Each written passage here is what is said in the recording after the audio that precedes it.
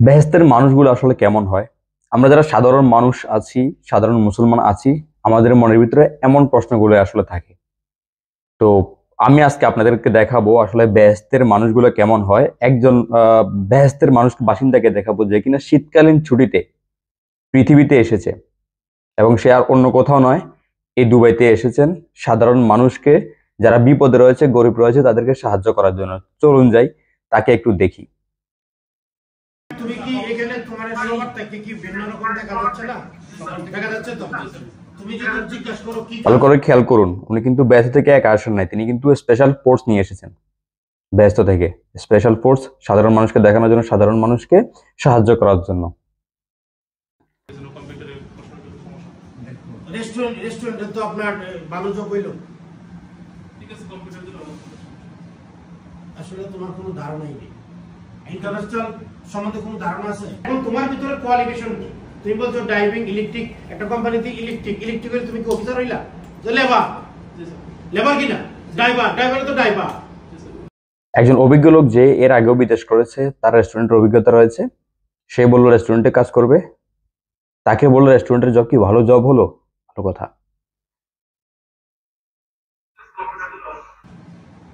আসলে তোমার কোনো ধারণাই নেই, ইন্টারন্যাশনাল সম্বন্ধে কোনো ধারণা আছে? এখন তোমার ভিতরে কোয়ালিফিকেশন বেহেশতের শেখ সাহেব, উনি ইন্টারন্যাশনাল সম্পর্কে কথা বলবেন, এটাই স্বাভাবিক।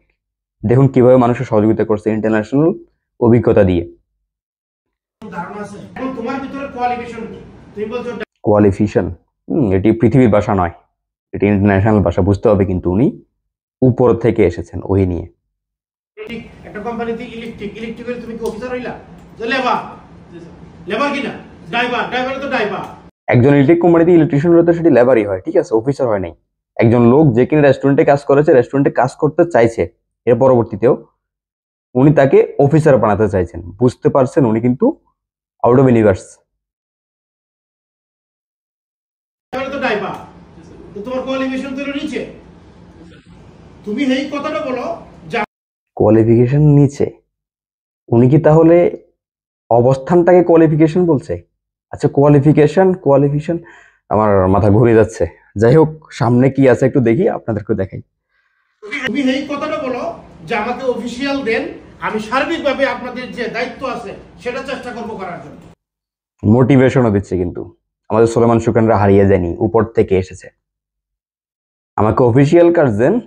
যে লোকটি ইতোপূর্বে রেস্টুরেন্টে কাজ করেছে, রেস্টুরেন্টের অভিজ্ঞতা রয়েছে, রেস্টুরেন্টে কাজ করতে চাইছেন, তিনি অফিসিয়াল কাজ করবেন, অফিসার বানাবেন তিনি। উপর থেকে এসেছেন, বুঝতে হবে। কথা শিখনে তোমাকে যখন হচ্ছে স্যারে অফার করছে এই কোম্পানিতে থাকবে, তার মানে কি তোমার জন্য বিশাল স্পেশাল ফোর্স থেকেও কিন্তু কথা আসছে। স্পেশাল ফোর্সরাও কিন্তু বুঝিয়ে দিচ্ছেন যে বেহেশতের ছুটিপ্রাপ্ত শীতকালীন ছুটি নিয়ে এসেছেন যিনি, তিনি কি বুঝাতে যাচ্ছেন, তার স্পেশাল ফোর্সও কিন্তু বুঝিয়ে দিচ্ছে। জন্য বিশাল একটা সুখবর এবং বিশাল একটা রাস্তা তুমি তৈরি হচ্ছিল, যে রাস্তায় তুমি হচ্ছে যে এই যে রেস্টুরেন্টে বলো, রেস্টুরেন্টে কি ডিউটি করবা? সে অথবা একজনের খানা দিবা বা এও করবা, কি মানে কি তোমাদের দেমাগ কি? স্যার আমাকে ঠিক আছে, কম্পিউটার দেন, আমি সর্বোচ্চ চেষ্টা করব ইনশাআল্লাহ। তুমি এইদিকে বসো। শেষ পর্যন্ত ওনাকে বোঝাতে সার্থক হয়েছে যে আমাকে কম্পিউটার দেন, কম্পিউটার, আমি শারীরিকভাবে চেষ্টা করবো আপনাদের মান সম্মান রাখতে, যা হোক সামথিং লাইক দিস।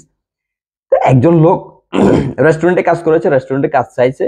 উনি আসলে, আমার যে ধারণা, আমি সংযুক্ত আরব আমিরাতে থাকি, দুবাইতে থাকি, এখানে যত পরিমাণ দালালের অভিযোগ, যত পরিমাণ দালালের এভিডেন্স আমি পেয়েছি, সেই হিসেবে উনি একজন দালালি।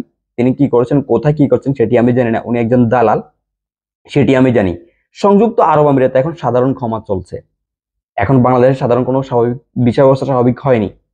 উনি, আমি আজকে ওনার অন্য সব যে ভিডিও সেগুলো অবজার্ভ করছি, দেখছি উনি কাজ দিচ্ছেন, বাসে বাসে মানুষ পাঠাচ্ছেন। কোথায় কোথায় পাঠাচ্ছেন আসলে আমার ঠিক ধারণা নেই, কি করছেন সেটির আমার ধারণা নেই। আসলে কি দুবাই ভিডিওগুলো দুবাইতে নাকি অন্য কোনো জায়গায়, অন্য কোনো দেশে, সেটি সম্পর্কে আমার কোনো ধারণা নেই। তবে ওনার প্রোফাইলে লেখা আছে দুবাই, ওই জন্য আমি বলছি। আর দুবাই হোক বা অন্য কোনো জায়গায় হোক, উনি যেভাবে বুঝাচ্ছে, একজন দালাল যেভাবে বুঝায় মানুষকে, সাধারণ মানুষকে, শেষ পর্যন্ত সে যে স্বাভাবিক অবস্থায় ছিল, একজন রেস্টুরেন্টে কাজ করা, রেস্টুরেন্টের অভিজ্ঞতা সম্পন্ন লোক রেস্টুরেন্টে কাজ করতে চাইবেন, তাকে শেষ পর্যন্ত সে কম্পিউটারে নিয়ে গেল।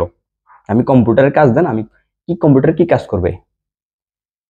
আমি বলবো এটি আসলে একটা বৃহৎ একটা অবস্থায় চলে গেছে, কারণ সংযুক্ত আরব আমিরাতে আমাদের অবস্থান খুবই নাজুক হয়ে গিয়েছে এইসব দালালগুলোর কারণে।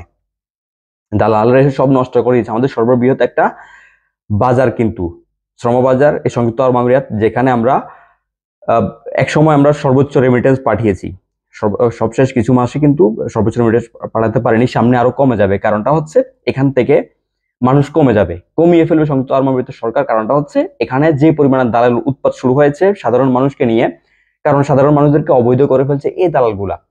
যেটি বলছিলাম, এটি এখন একটা বৃহৎ একটা পর্যায়ে পৌঁছে গেছে। আমাদের সরকারকে এই সম্পর্কে একটা স্টেপ নিতে হবে, যেখানে এই দালালগুলো দেশে হোক দেশের বাইরে হোক, সংযুক্ত আরব আমিরাত হোক বা অন্য যে কোনো দেশে হোক, যেখান থেকে তাদের অ্যাক্টিভ থাকুক না কেন, তাদেরকে নির্মূল করতে হবে।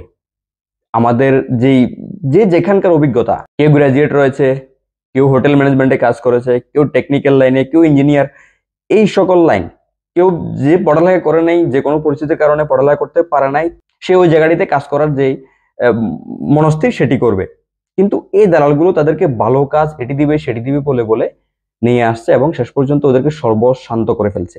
আমি বলবো আমাদের সরকারকে বলবো, প্রবাসী কল্যাণ মন্ত্রণালয়কে বলবো, এসব বিষয় খেয়াল করুন। প্রবাসী দিবস, প্রবাসী লাউঞ্জ, এসবে কিচ্ছু আসবে না আমাদের। আপনারা যে আমাদের প্রবাসের যে রাস্তাগুলো, যে জায়গাগুলো, আমাদের শ্রমবাজারগুলো, সেগুলোকে রক্ষা করুন। এসব দালালদের হাত থেকে বাংলাদেশকে রক্ষা করুন। কাজ করুন, মুখে কথা বলে নয়।